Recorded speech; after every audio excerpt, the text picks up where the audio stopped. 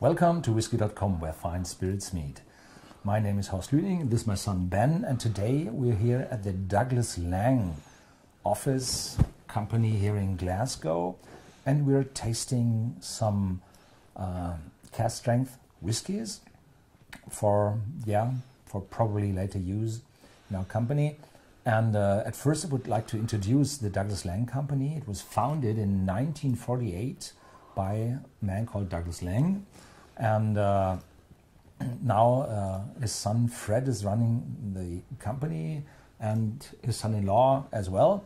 I think he's taking over, and Douglas Laing became popular later on with his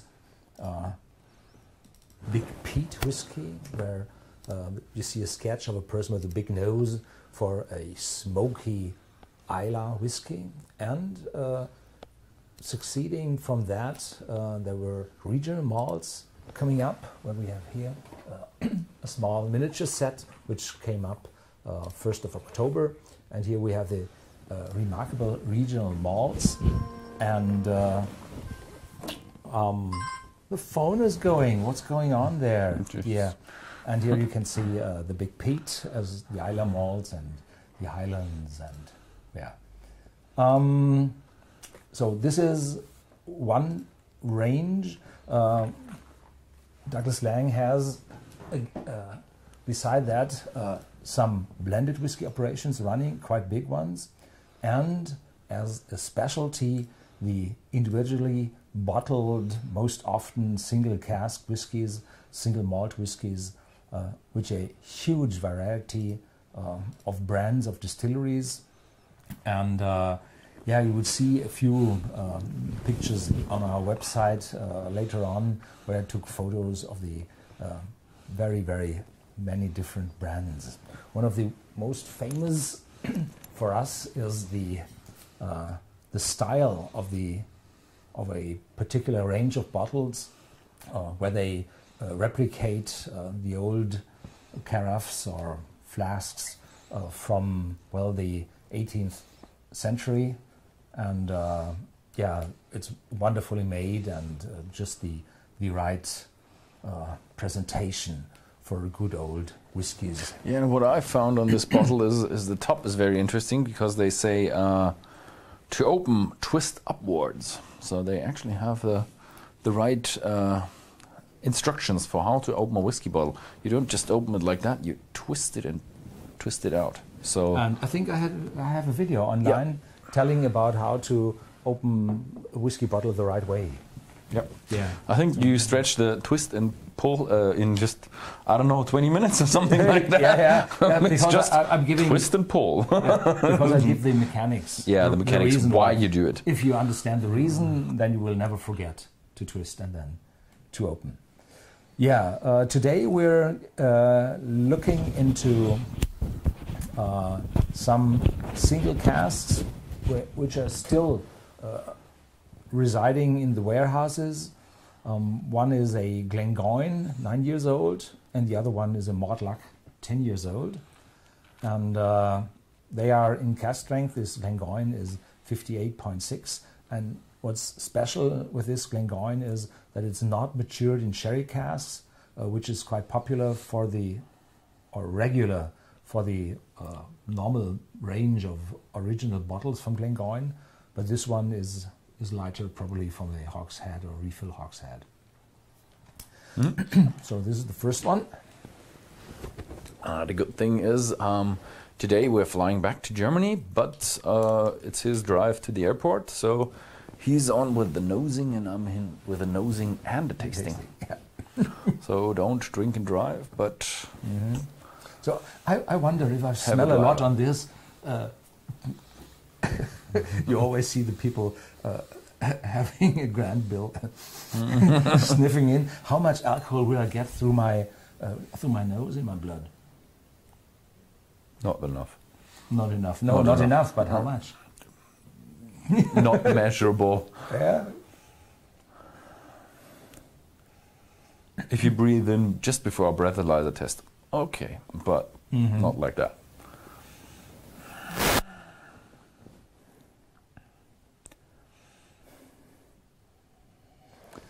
Has a very, very pleasant note. 10% of the people watching are from New Zealand. Two. So New Zealand, very good. Did you already say where we are? We are in Glasgow, I said. Yes. You said at Douglas Laing. Douglas Laing. And 10% are from New Zealand? You had 2 of them. I will be there next year. Yeah. It's Glengoyne, right? This is Glengoyne. And it's the typical Glengoyne nosing, lacking the sherry. It's this completely unpeated, undisturbed, malty, fruity, medium fruity nose.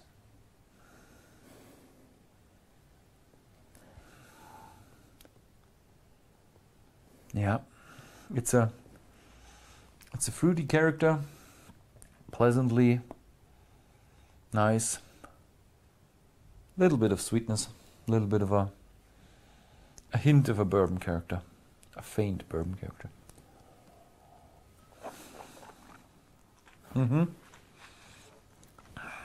58.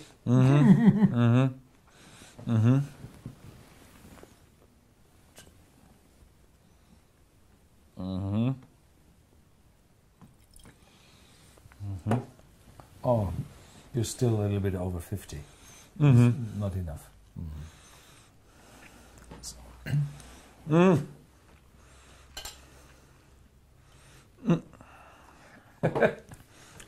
Hey, hello guys from Australia. More than 10%, mate. How much? What's the time in Australia? Is probably bedtime or something like prime time. Yeah. Oh, one from Barcelona, Spain. Why did he put the Spain in brackets?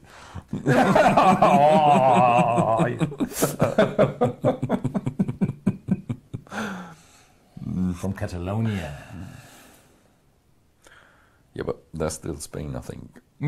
Maybe no. Maybe could be any time now. One side feels it's Spain, the other side feels not.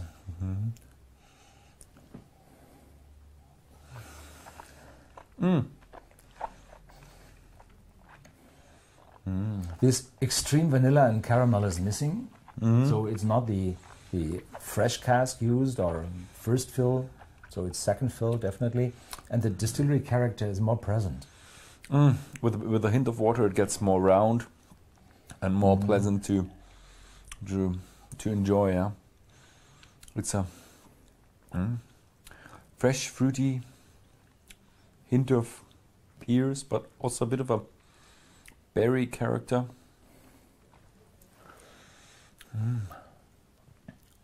Sure. Nice. So we took a trip around Scotland. Nice or very nice, very, very nice, or very, very nice? Very nice. Okay. We took a trip around Scotland. We started in Edinburgh and drove up to Signatory with Edrador. Had a look at the new distillery. Then we went. Before that, we went to, what is it, Annandale? Annandale. No, not Annandale. Aberagee. Aberagee, not Annandale. Aberagee. And then we went up to Craigellachie Hotel, and we went to Glenfarclas, Glenkeith, and a few other distilleries. We visited Glenfarclas, and we went to what was the other independent bottler?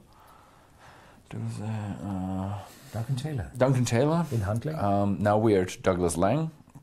The last one we didn't do a live video on the English channel, I think, because the sound was a bit too bad. Yeah, and the internet connection was so weak. So, it was also so Scotland in the rural areas is so undeveloped with internet. I think was okay. Going to the rural areas in Norway. Yeah, but you can have a 24-hour live stream going in the car. It's incredible. Yeah, but the thing is, in Bavaria, I would say at home it's similar to here. Yeah. So the big city like Glasgow. So which one's the next that one? This is a Mortlach, 10 years old. Oh yeah, 57%.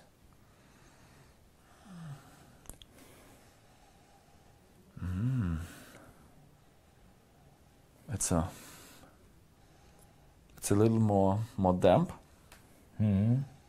with a slight bonfire note. So there have been some Mortlags out on the market decades ago, which were a little peaty, and some people, well, are looking for this peaty Mortlag in nowadays. But I think they changed their their procedure a lot. So they now have a 2.7 times distillation. Part of it is distilled 3 times, part is only 2 times, and then recycled and distilled again. And so it's quite a difficult distillation process, and I think they don't want to have it contaminated by peat for a few months in a year or weeks in a year. So I think they switched over at Mortlag to a very constant production, because Mortlag is for the blend whiskey industry, and they always would like to have this constant style of a lead malt for their products. It's a Diageo plant, so you will find this Mortlag in Johnny Walker and others. J&B.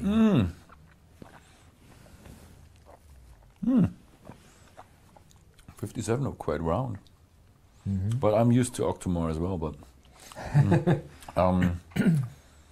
what is that? Is that melon or? It's definitely pear with a sweet and sour apple, like a half green one of these Pink Lady or something like that. So if you're, honey crunch, you're diluting it a little bit with water, you find those. In the moment, I have still 100%, so I don't find them. So you have to reduce it down. Yeah, and the taste they're present without water even. You do have a little a hint of bonfire note, but slightly less than the Glengoyne one. Which one was the best distillery? Define best looking, best tasting. I don't know. So we visited from the inside. The best tasting was definitely Glenfarclas. Yeah, directly in the warehouses. Directly in the warehouse, and I had 3 Oloroso sherry casks. That was quite good. The videos will come out later, 2018, because of the anniversary. Will you taste Israeli whiskey in the future? I heard about that, yes. I heard about it, and there is a distillery in Israel, and I really want to go there. I've never been to the Middle East, and I have a friend who goes there very, very regularly to Israel, and maybe I'll just hang on to him and travel with him there, so he knows his ways around. We had some wines from the Golan Heights. From the Golan Heights? Yes. Is there? Yeah, I'm sorry about that. Yes, probably. So from the area. From the area. Yeah.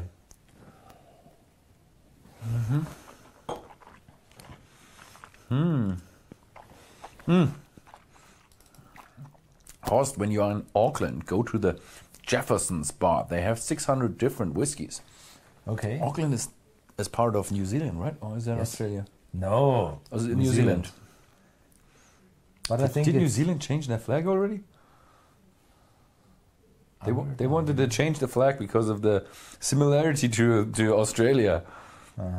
Okay, whiskey and ailment. There's really a lot going on about Australia. Can you give a brief explanation what the difference between the independent bottlers is? SV, Gordon MacPhail's, Douglas Laing. Well, most differences between the independent bottlers is how they treat their whiskey. Some independent bottlers typically fill at single cask, and others typically mix them up into in a batch of, say, 5 to 8 casks, because they have a bigger output and people demand more of the same kind. Other independent bottlers, which are very, very small, they are called sometimes a little bit negative armchair bottlers, because they just get one cask, let it bottle somewhere, put their own label on it and sell it.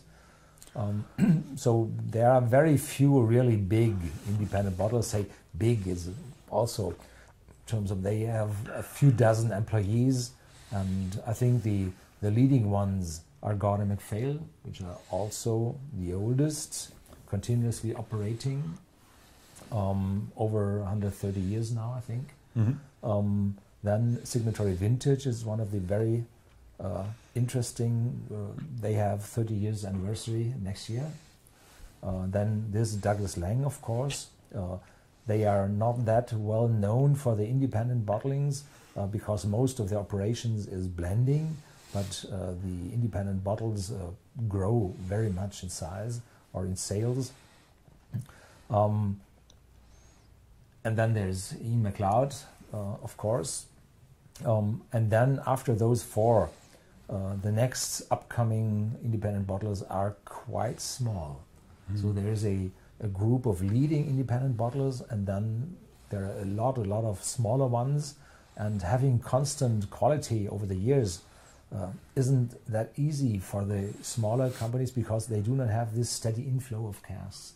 And you have to have a lot of money. You can't go into the distillery and buy a cask for cheap after it's matured. If you go into the distillery, buy a cask, then it's matured cask, then it's awfully expensive. And you can pay up to 50,000 euros, dollars, pounds for a full sherry cask for matured for 25 years. So it's really expensive. And adding up to 10,000s of casks maturing for having a steady output requires a very lot of money. And all those small independent bottlers does not have that money. Yep. So you have to grow over decades and reinvest every money you make, live on a small level, on a cheap level, and reinvest everything you have into casks. And then you have a chance to provide constant quality because you can pick always the best cask you have.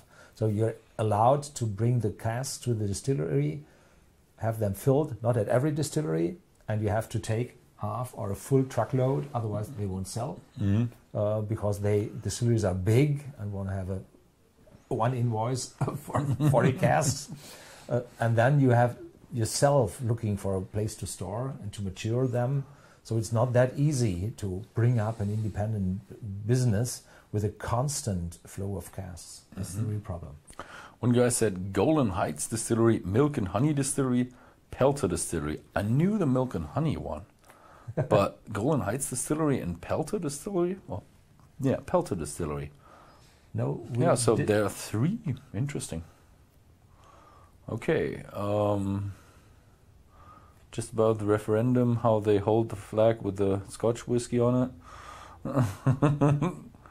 No, nothing serious. Okay, so I think we are finished. We have to leave now. Yeah. So time is running short. The flight is today. So there will not be any further live streams in the near future, except next Friday. Friday, I think. Yeah. At what are at 8 o'clock German time.